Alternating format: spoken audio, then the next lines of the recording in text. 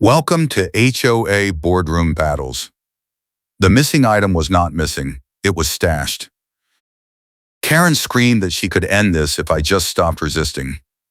Her voice bounced off the stucco walls of the Sunset Ridge Community Association Management Office parking lot, loud enough that two people getting their mail turned to stare.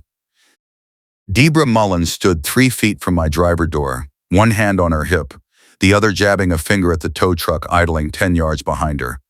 The driver leaned against his bumper, arms crossed, waiting for her signal.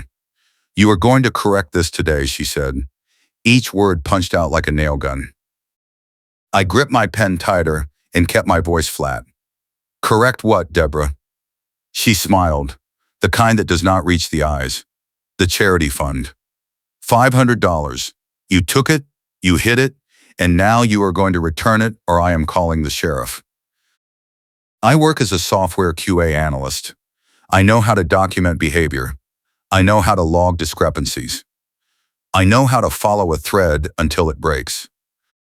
And right now, every thread in my life was tangled around Debra Mullin, Vice President of the Sunset Ridge Community Association Board, and her campaign to bury me in paperwork and fees. This started 2 weeks ago when I filed a complaint about missing packages. 3 deliveries in a row, all marked delivered, all gone. I checked my doorbell camera. Each time, the courier left the box. Each time, 20 minutes later, Debra walked up my driveway, picked it up, and walked away. I submitted the footage to management with a polite note asking for clarification. That was my mistake. Debra showed up the next morning with a clipboard, a witness from the social committee, and a surprise inspection notice. She claimed my potted plants violated the landscaping code. She claimed my outdoor mat was unapproved. She claimed my car was parked crooked. She wrote 3 violations on the spot and handed me a printed copy with her signature at the bottom. "Rules are rules," she said, tapping the page. I asked about the packages. She looked confused, said she had no idea what I was talking about, and walked away. The next day, the charity fund went missing. $500 in cash, collected from neighbors for a local food bank. Debra was the treasurer. She kept it in a lockbox in the clubhouse.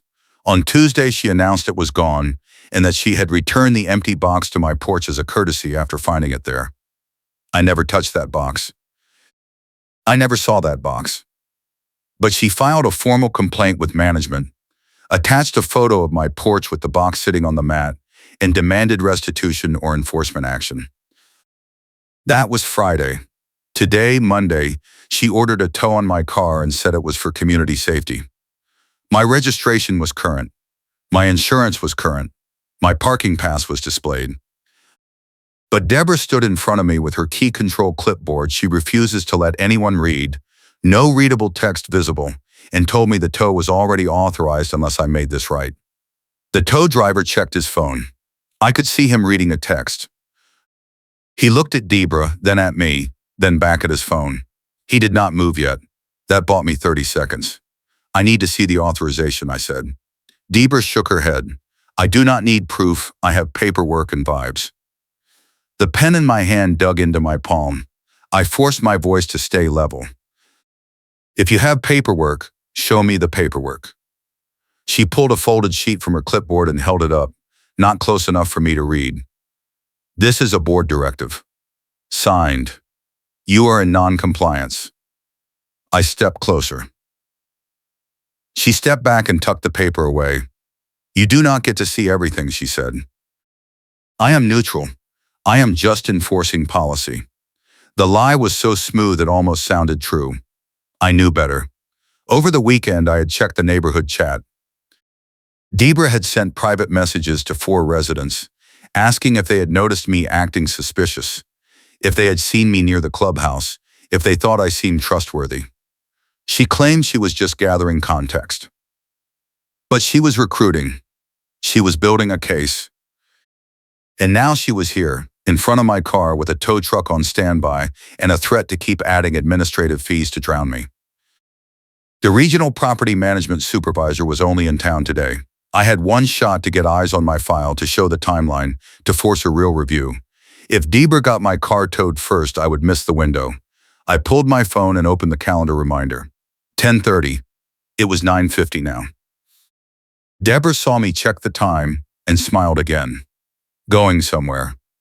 I ignored her and texted my ally, Louise, the security guard who worked the front gate. He had seen Deborah carry boxes from the clubhouse to her car twice in the last month.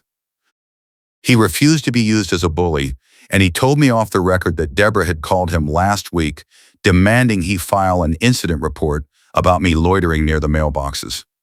He declined. He texted back immediately. On break-in 5. Meet me at the shack. I looked at the tow driver. He was still waiting. I looked at Deborah. She was still smiling. I walked past her toward my car. She blocked me, hand on the door handle. You are not leaving until we settle this. I kept my voice calm. Move your hand or I am calling the sheriff myself. Her smile dropped. She stepped back half a step, but kept her body angled to block the door. The tow driver finally moved. He walked over, slow, hands in his pockets. Lady, he said, you told me this was an abandoned vehicle. Deborah turned on him fast. It is non-compliant. Same thing. The driver looked at my registration sticker, then at my parking pass, then at me. This does not look abandoned. Deborah pulled her whistle off the lanyard and blew it, sharp and shrill. The driver flinched. I am the board vice president and I am authorizing this tow under community safety protocol. The driver stared at her. Then he looked at me. You got paperwork, man. I pulled my phone and showed him the parking pass email, the registration screenshot, the insurance card. He nodded and stepped back. I am not hooking this without a police sign-off. Deborah made a noise like a kettle boiling over. Fine. I will call them myself. She pulled her phone and dialed. I did not wait. I got in my car, started it and backed out while she was mid-sentence with dispatch. She shouted something I could not hear. The tow driver was already walking back to his truck. I drove straight to the guard shack. Luis was standing outside, coffee in hand, watching the entrance camera monitor. He saw me pull up and waved me into the side lot. I parked and got out. He handed me a thumb drive, footage from last Tuesday, he said. Clubhouse side door. Deborah walked in at 2:15 with an empty bag. Walked out at 2:40 with a full bag. I checked the logs. No one else accessed that room all day. I took the drive and felt something shift in my chest. This was the first piece. You are sure, I said. Luis nodded. I already sent a copy to my personal email in case she tries to delete the server logs. But you need more. She is claiming you planted evidence or tampered with your doorbell footage. She is telling people you are a hacker because you work in software. I swore under my breath. That was the side complication. The neighborhood chat had turned. Half the people in there thought I was some kind of tech wizard manipulating timestamps. The other half just wanted the drama to go away. I was being watched, and every move I made was getting second-guessed. I checked the time. 10:15. I had to move. I drove to the management office 5 minutes outside the community gates. The lobby was small. 2 chairs and a reception desk. The regional supervisor, a woman named Carolyn, sat behind the desk reviewing a tablet. I walked in and she looked up. You must be the 10:30, she said. I nodded. I am here about Deborah Mullen and the theft accusation. I need you to see the timeline before she buries it in procedure. Carolyn gestured to the chair. Sit. I sat. I pulled out my phone and opened the folder I had been building for 2 weeks. Doorbell footage, date stamped. Security logs from Luis, date stamped. A screenshot of Deborah's private messages to neighbors, forwarded to me by someone who thought the whole thing smelled wrong. I laid it out in order. Carolyn watched each clip without speaking. When I finished, she leaned back and sighed. This is a mess, she said. I know, I said. And it is about to get worse. Deborah just tried to tow my car in the parking lot 20 minutes ago. Carolyn frowned. On what grounds? I showed her the texts, the photos, the fabricated non-compliance claim. Carolyn took notes. Then she opened her tablet and pulled up the association records. I see 3 violation notices filed against you in the last 2 weeks, all signed by Deborah, all escalated. She is also listed as the complainant on the charity fund incident. I nodded. She stole the money. The footage shows her taking the lockbox into her car. She framed me to cover it. Carolyn tapped her screen. I need to pull the board meeting minutes. If she filed this as official business, there should be a record of the vote. She scrolled, frowned, scrolled again. Here, 2 versions. One says the board voted to investigate. One says the board voted to issue a demand letter and suspend your access pending restitution. She turned the tablet toward me. Same meeting. Same date. Different outcomes. I felt my jaw tighten. That is the evidence. She is editing records after the fact. Carolyn nodded slowly. This is a records request response that includes 2 different versions of the same minutes. I am required to investigate. But I need more before I can act. I pulled the thumb drive Luis gave me and set it on the desk. Security footage. Clubhouse. Day of the theft. She is the only person who accessed the lockbox that day. Carolyn took the drive and plugged it into her laptop. The video played. Debra entered the room. Debra opened the closet. Debra pulled the lockbox off the shelf, tucked it into a shopping bag, and walked out. Carolyn paused the video and made another note.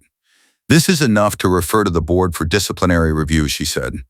But if you want immediate relief, you need a public incident. Something that forces her hand before she can spin it. I thought about the mailbox cluster. I thought about the neighbors who watched and whispered. I thought about Deborah's pattern. She loved an audience. She loved control. She loved proving she was right in front of people. I have an idea, I said. I left the office at 11. I drove back to Sunset Ridge and parked near the mailbox cluster. It was late morning. People would be coming and going. I texted the neighbor who had forwarded me Deborah's private messages, a guy named Marco who lived 2 doors down. He replied fast. I am in. What do you need? I told him to meet me at the mailboxes in 10 minutes and to bring his phone. Then I texted Luis and asked him to pull the second piece of footage I needed. The doorbell camera clip from my porch, the one showing Deborah placing the empty lockbox there. He sent it as a video file. I downloaded it and saved it to 3 places. Then I waited. Deborah showed up at 11:20, right on schedule. She always checked her mail at the same time. She walked up with her clipboard, her whistle, and her bucket hat pulled low. She saw me standing by the mailboxes and stopped. Her expression shifted. What are you doing here? She said. I smiled, calm and cold. Checking my mail, Debra. Same as you. She walked closer, slow, like she was approaching a snake. You were supposed to be meeting with management. I was, I said. I just got back. She tried to read my face. I did not give her anything. Other neighbors started arriving. Marco. A woman named Beth from the end of the block. An older couple I recognized but did not know by name. Debra saw them and adjusted. She straightened, lifted her clipboard, and raised her voice.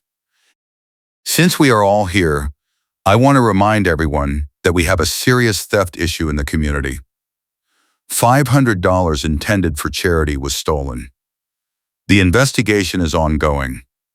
She looked directly at me. We have identified a suspect. Beth frowned. A suspect. Debra nodded. Someone who had access, opportunity, and motive. Rules are rules, and theft is theft. Marco looked at me. I stayed quiet, let her keep talking. Debra turned to face the small crowd. I filed the complaint with management. The evidence is clear. The suspect has been uncooperative and hostile. If anyone has additional information, please contact me directly. I can be reached through the association portal. Marco cleared his throat. What evidence, he said. Debra stiffened. That is confidential during an active investigation. I stepped forward, slow, and pulled my phone. It is not confidential, I said. It is a lie. Debra spun toward me. You do not get to rewrite this. I held the phone up, screen facing the group. This is doorbell footage from my porch, date and time-stamped. Debra Mullen placed the empty lockbox on my mat at 3:10 p.m. last Tuesday, 20 minutes after she removed it from the clubhouse. I hit play. The video was clear. Debra walking up my driveway, Debra setting the box down, Debra walking away. The timestamp matched the security log from Luis. Debra opened her mouth. Nothing came out. Beth stepped closer to see the screen. Marco leaned in. The older couple exchanged a look. Debra tried to recover. That footage is tampered with, she said. He works in software. He manipulated the metadata. I shook my head. Luis has the original from the community security server. Time-stamped. Logged. Verified. I can show you that too. Marco pulled his own phone. I got a weird message from Debra last week, he said. She asked if I noticed anything suspicious about you. Wanted to know if you seemed trustworthy. Said she was gathering context. He showed his screen to Beth. Beth nodded. I got one too. I deleted it because it felt off. Debra took a step back. Her hand went to the whistle. She did not blow it. The older man spoke for the first time. So you stole the money and tried to blame him. Debra shook her head fast. No, this is a misunderstanding. There are procedures. There is a process. I did everything by the book. I pulled the second file on my phone. This is the clubhouse security footage from the same day. You are the only person who accessed the lockbox. You carried it out in a shopping bag. You drove away with it. Then you came back and planted the empty box on my porch. I hit play. The group watched. The footage was silent but clear. Debra entering. Debra at the closet. Debra with the bag. Debra leaving. When it finished, no one spoke for 5 seconds. Then Beth said, "You need to resign." Debra made a choking sound. I am not resigning. This is a setup. He hacked the cameras. Marco laughed, sharp and bitter. You were on camera stealing. Debra pointed at me, hands shaking. He is the thief. He has been hostile since day one. He filed false complaints. He is trying to destroy my reputation.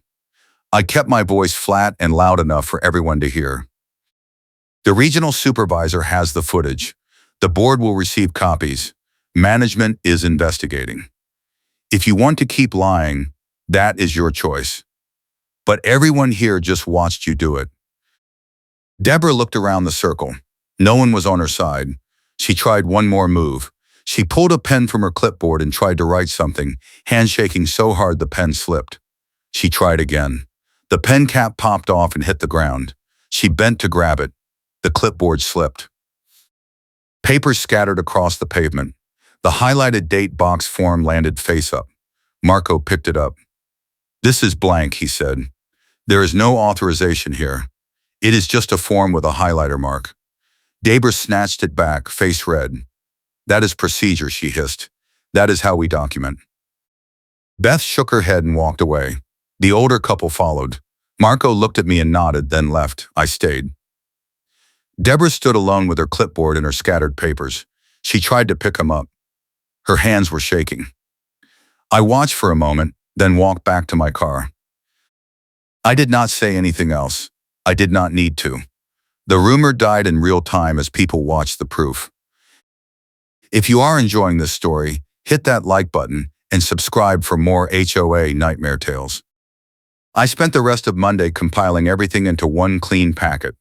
Doorbell footage, security logs, the thumb drive from Luis, screenshots of the private messages, the 2 versions of the board minutes Carolyn had found, a timeline document with every date, every interaction, every lie Debra told. I printed it, labeled it, and put it in a tabbed evidence binder with blank-looking pages, no readable text visible on the tabs. Tuesday morning, I drove back to the management office. Carolyn was there. I handed her the binder and demanded a written correction. She opened it and started reading. 20 minutes later, she called the HOA president, a man named Ed, who had been mostly hands-off during the whole mess. He showed up 30 minutes after that, read the binder, and made 2 phone calls. One to the association attorney, one to Debra. I sat in the lobby and waited. Ed came back out and sat across from me. "This is bad," he said. "Worse than I thought. We are issuing a written no-contact directive against Debra effective immediately. She is not allowed to contact you, file complaints about you, or participate in any enforcement actions involving you." I nodded. "What about the fees?" Ed pulled a sheet from his folder. "We are voiding all violations she filed. We are reversing the administrative fees. We are issuing a formal apology letter. And we are referring her conduct to the board for disciplinary review. That review will likely result in removal." I felt the knot in my chest start to loosen. "And the charity money?" Ed grimaced. "She has 48 hours to return it or we file a police report. If she does not return it, this becomes a criminal matter." I leaned back in the chair. "Good." Ed handed me a single printed page. "This is a written reversal from management with a real citation. It clears your record, confirms no violations occurred, and documents the investigation findings. It is signed by Carolyn and countersigned by the board attorney. You can use this if Debra tries to retaliate or if any vendor contacts you with collection threats." I took the page and read it twice. It was clean, direct, and ironclad. "Thank you," I said. Ed nodded. "I am sorry this happened. Debra has been with the board for 3 years. We trusted her. That was our failure." I did not argue. I folded the reversal letter and put it in my jacket. I drove home. Louise texted me that afternoon. "Debra tried to access the security office this morning. I denied her. She threatened to file a complaint. I told her to go ahead. She left." An hour later, Marco knocked on my door. He handed me a plastic shopping bag. This was in the clubhouse trash. I found it when I was helping with cleanup after the board meeting. I opened the bag. Inside was the lockbox. Empty. And a stack of cash deposit slips from a bank I did not recognize. All dated last week. All in Debra's name. I looked at Marco. "You are going to want to give this to the sheriff," he said. I called the non-emergency line and filed a report. A deputy showed up 2 hours later, took my statement, took the bag, took the footage files, and opened a case. He gave me an incident number. 4 days later, the board held an emergency meeting. I was not required to attend, but I went anyway. Debra was there, sitting alone at the end of the table, arms crossed. Ed read the findings: theft of community funds, falsification of records, harassment, abuse of authority, attempted retaliation. The board voted unanimously to remove her from the vice president position and terminate her membership on the board, effective immediately. They also voted to issue a written warning for harassment behavior and to ban her from accessing common areas unsupervised for 6 months. Debra tried to argue. She claimed the footage was doctored. She claimed I had manipulated the board. She claimed this was all retaliation for her enforcing the rules fairly. Ed cut her off. "The evidence is conclusive," he said. "The regional supervisor reviewed it. The attorney reviewed it. The sheriff is investigating. You are done." Debra stood, grabbed her bag, and walked out. On her way past me, she stopped. "This is not over," she said, voice low. I looked at her and did not blink. "Yes, it is." She left. 2 weeks later, the sheriff closed the case. Debra returned the $500 in full and signed a repayment agreement for the administrative costs the association incurred during the investigation. She was not charged, but the incident was documented. The association sent a community-wide email summarizing the resolution without naming her directly, but everyone knew. The neighborhood chat went quiet on the topic. People stopped side-eyeing me at the mailboxes. Luis got a commendation from the board for his professionalism. Marco and I started a monthly poker game. Life went back to something like normal. But I kept the evidence binder. I kept the reversal letter. I kept the thumb drive. And I kept the doorbell camera running 24/7. Because I learned the hard way that in a place like Sunset Ridge, you document everything, or you lose everything. 3 months later, I ran into Debra at a grocery store outside the community. She was in the checkout line. I was 2 lanes over. She saw me and looked away fast. I did not say anything. I did not need to. The security footage played in my head on loop. Her walking into the clubhouse. Her walking out with the bag. Her setting the box on my porch like she owned the truth. The funny thing is, she really thought she could get away with it. She thought her title and her clipboard and her whistle were enough to rewrite reality. She thought people would believe her because she had been there longer, because she knew the rules, because she controlled the access. She thought wrong. That is the thing about people like Deborah. They build their power on small lies and selective enforcement, and they count on you being too tired or too scared to fight back. But if you keep your receipts, if you stay calm, if you let them overplay their hand, they destroy themselves. The board replaced her with someone who actually reads the bylaws instead of weaponizing them. The new vice president is a retired accountant who sent an email on her first day that said, "All financial records will be audited quarterly, and all enforcement actions will require dual authorization." It was the most boring email I have ever loved. I still live in Sunset Ridge. I still park in the same spot. I still check my mail at the same time. And every time I walk past the clubhouse, I think about that lockbox, that clipboard, that stupid whistle. I think about Deborah standing in the parking lot with the tow truck behind her, so sure she had won. I think about the moment her face changed when the footage played at the mailboxes. I think about her picking up those scattered papers alone. And I smile. If your HOA tries this, keep receipts, and I will see you next time.